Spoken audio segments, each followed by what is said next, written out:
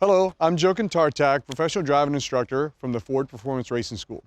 The new 2020 Mustang Shelby GT500 is truly a very rewarding car on road courses for both amateurs and pros alike. It can make any driver feel like a superhero. But like any great track performer, the GT500 needs to be appropriately set up before spirited road course driving or other high-speed events. And that's what we're talking about today.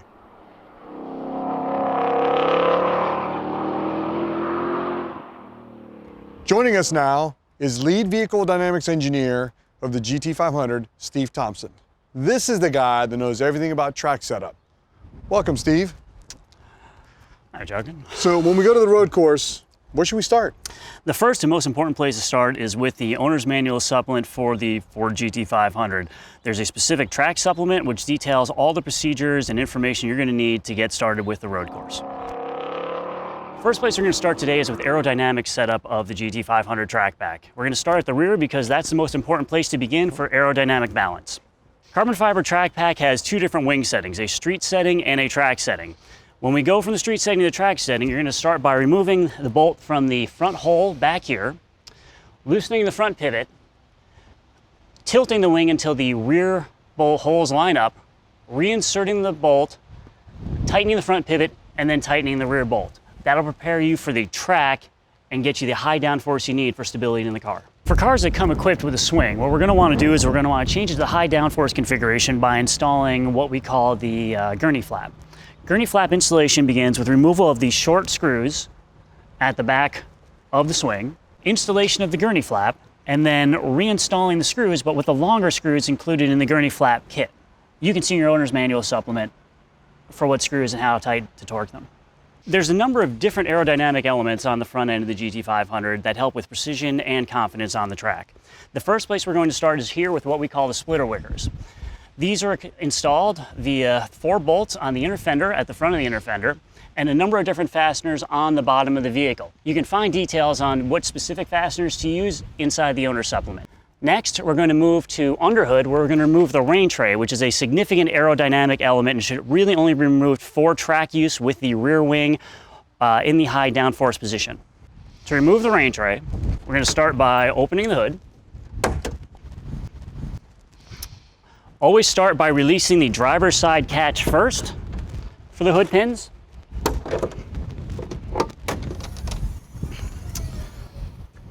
Once the hood's up, we want to remove the Torx fasteners around the perimeter of the rain tray.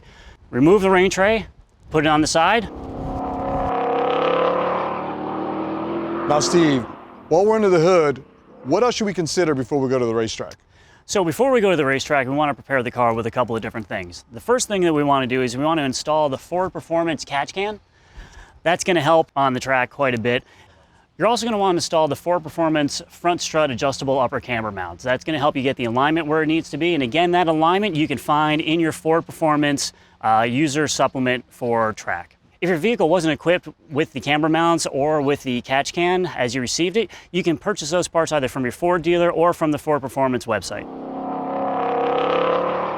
Is there anything else we should consider before we leave for the track? Yeah, one really good thing to do before we leave for the track is to make sure that we've got our tow hook. Tow hooks are located in the trunk of the car under the inflator kit.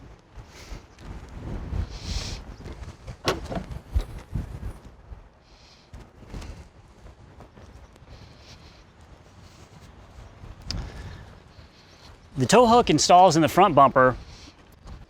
To put the tow hook in, press on the side of this small cover, pops out. Insert the tow hook into the threaded bung with the left-hand thread if you need to tow the car at the track. Once you're done with it, the cover just snaps right back in. So how about once we get to the racetrack, what about wheels and tires? Yeah, so wheels and tires, very, very important at the racetrack, right? If you have a carbon fiber track pack, one of the key things you're going to want to make sure is that this white section down here on the front of the carbon fiber wheel is clean. That's when it's most efficient and it works the best. You also want to make sure to always torque your lug nuts to the specified lug nut torque that's in the owner's supplement manual. And of course, you want to set tire pressures. Now, tire pressures are, as you know, really, really important on track. We recommend never going out on a cold pressure less than 28 PSI. That's the value that we worked with Michelin and that we used extensively inside in testing on the track. And then as far as hot pressure, for best balance and best performance out of the car, we'd like to see about 38 PSI hot in the front and about 36 PSI hot in the, on the rear. Note that when the car cools down, you're going to recheck that 28 PSI to make sure that you don't go out at less than 28 PSI cold. What about the brakes? It's a great question.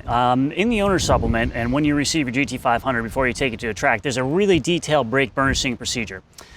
Basically, what you want to make sure to do, you want to follow the procedure as close as you can, but for the most part, what you want to make sure you do is you want to do some moderate stopping on road to get some temperature into the brakes. Nothing significant, no ABS, no real hard stops or anything like that.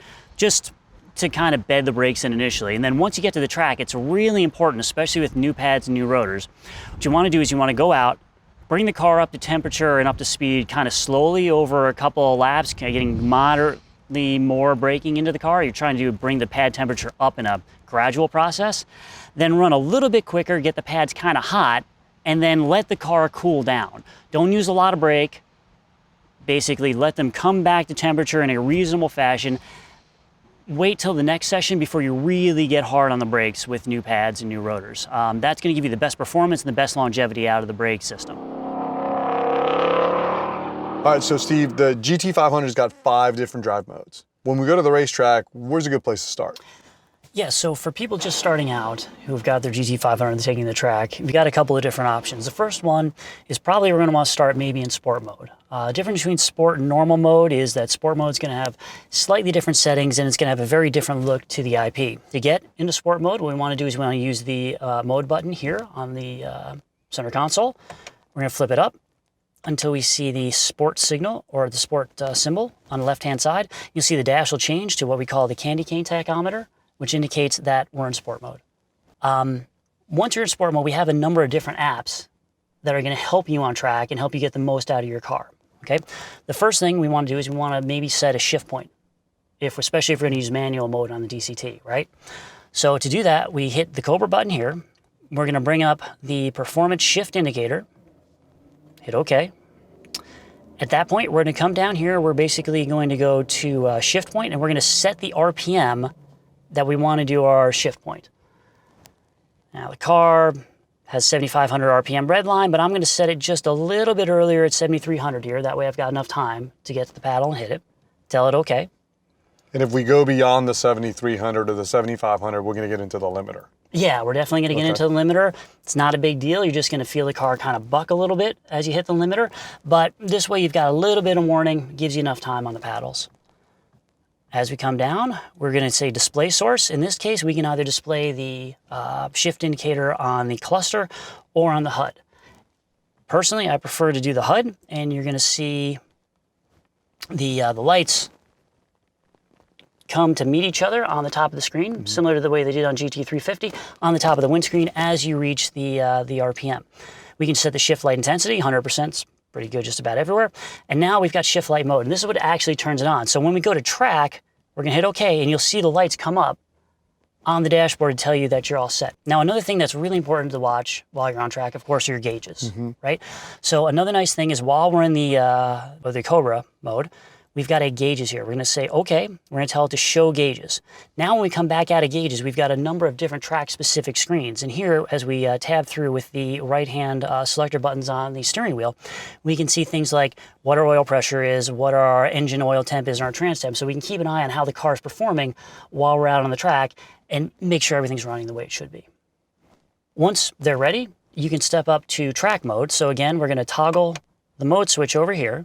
It's going to bring up the checkered flag on the dash, and you're going to see the dash once again change over to this track mode specific. So a lot of information is going to go away, and you're going to be able to focus really well on the tachometer and on the speedometer down here on your right, which is, in very, very large letters. That's great. And I think a general rule of thumb too is if you're in sport mode and the system's activating, when you do go to track mode, be aware that the car is going to move a little bit more in those same places. Yeah, definitely. So that's something we haven't talked about yet, is the stability control and how to work with stability control on the car as you progress. And if you want to change things on the stability, if you want to, say, reduce the amount of stability control intervention, which again you can do going from sport control to track mode, or if you want to eliminate the stability control altogether.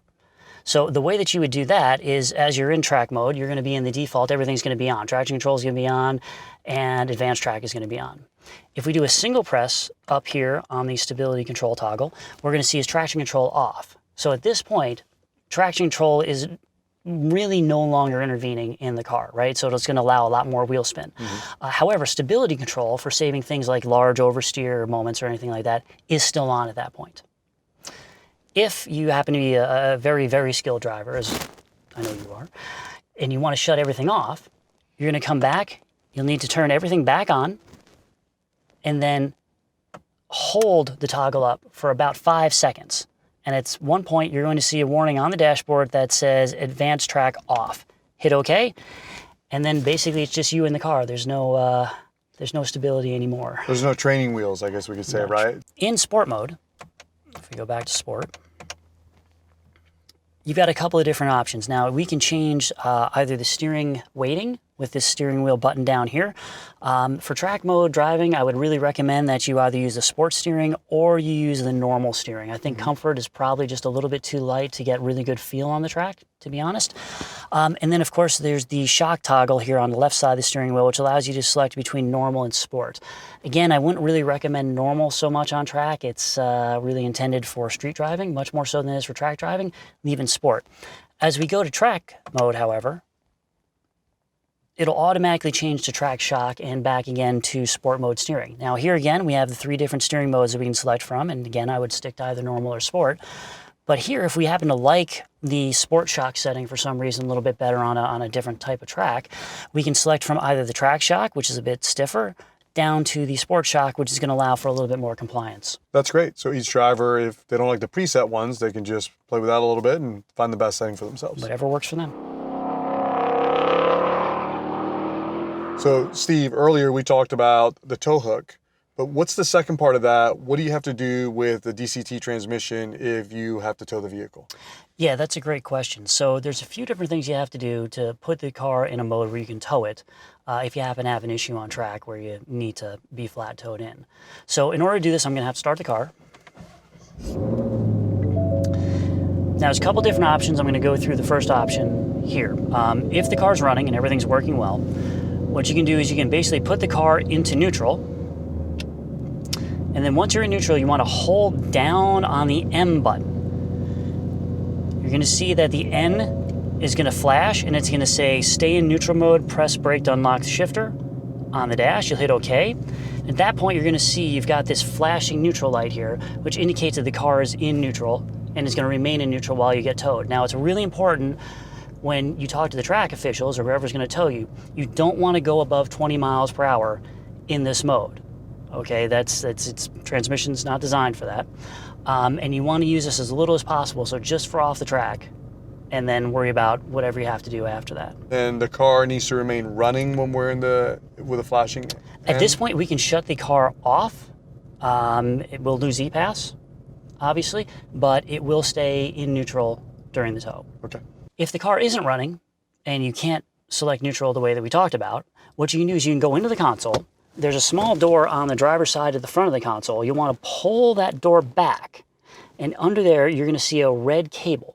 Pull on the red cable, and what that'll do is it'll disengage the parking pawl so that the car can be towed.